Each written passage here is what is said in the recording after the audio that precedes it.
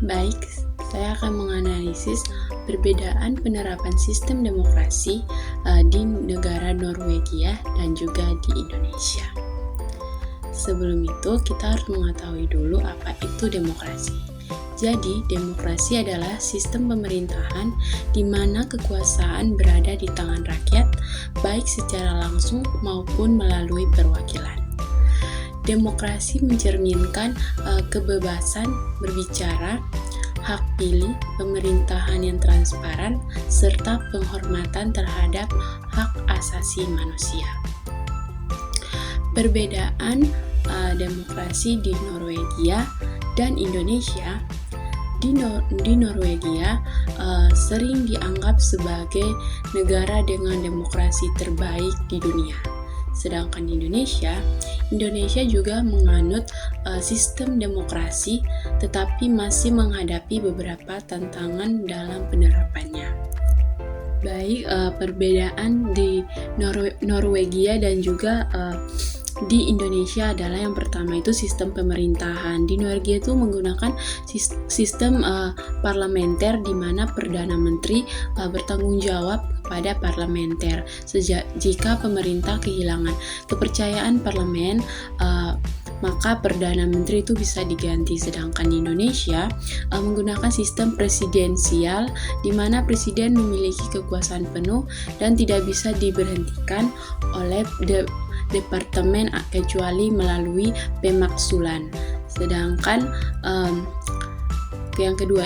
perbedaan yang kedua itu jaminan sosial dan kesejahteraan. Jadi di Norwegia itu negara menjamin kesejahteraan rakyat melalui pendidikan gratis, layanan kesehatan, serta tunjangan sosial yang tinggi. Sedangkan di Indonesia sistem jaminan sosial masih terbatas. Jadi BPJS juga sudah ada tetapi belum sepenuhnya diterapkan dan efektif bagi seluruh rakyat. Yang berikutnya itu kebebasan pers dan hak asasi manusia. Jadi Norwegia ini memiliki pers yang sangat independen dan bebas dari tekanan politik.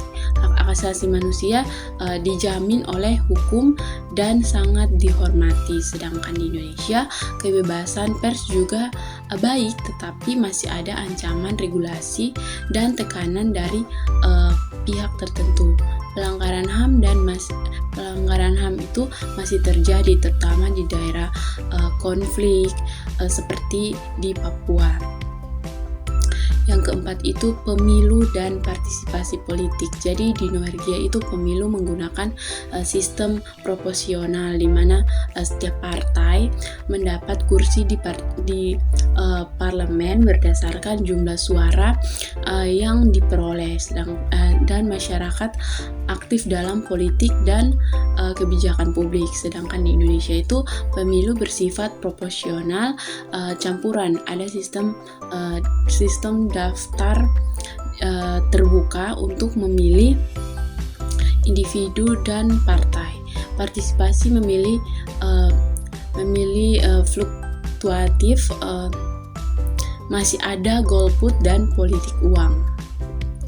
Sedangkan yang terakhir itu korupsi dan transparansi pemerintah. Jadi di Norwegia itu memiliki sistem transparansi pemerintah yang sangat baik dengan kontrol ketat terhadap pejabat publik sehingga tingkat korupsi sangat rendah. Sedangkan di Indonesia itu masih menghadapi tantangan besar dalam pemberantasan korupsi dengan banyak kasus yang melibatkan pejabat tinggi.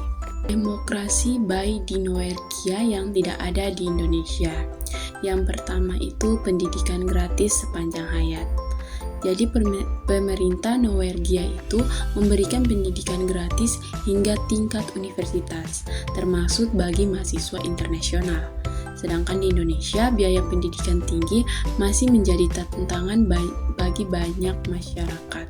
Tapi seperti yang kita ketahui sekarang, Indonesia juga sudah mulai mengalami perubahan demi sedikit, di mana sekarang ini banyak sekali pemerintah mengeluarkan beasiswa seperti pemerintah mengeluarkan beasiswa KIP, Kartu Indonesia Pintar, bagi mahasiswa yang tidak memiliki biaya untuk kuliah.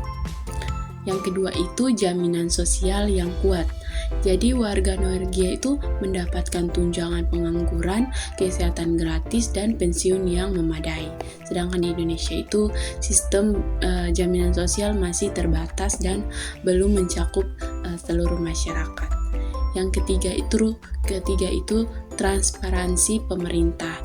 Jadi pemerintah Norwegia itu memiliki sistem pengawasan dan transparansi yang kuat sehingga kebijakan publik dapat diawasi oleh masyarakat. Sedangkan di Indonesia itu masih terdapat birokrasi yang terbelit dan kurang transparan. Yang keempat itu partisipasi politik yang tinggi. Jadi warga Norwegia itu aktif dalam kegiatan politik, termasuk dalam kebijakan politik dan pemilihan umum. Di Indonesia tuh banyak warga yang masih kurang aktif dalam berpolitik, terutama generasi muda. Yang kelima itu kesetaraan gender yang lebih baik. Jadi di Norwegia itu ada salah satu negara yang kesetaraan gender terbaik di dunia. Banyak perempuan yang menduduki posisi tertinggi di pemerintahan atau di perusahaan. Sedangkan di Indonesia itu masih ada ketimpangan gender dalam berbagai sektor.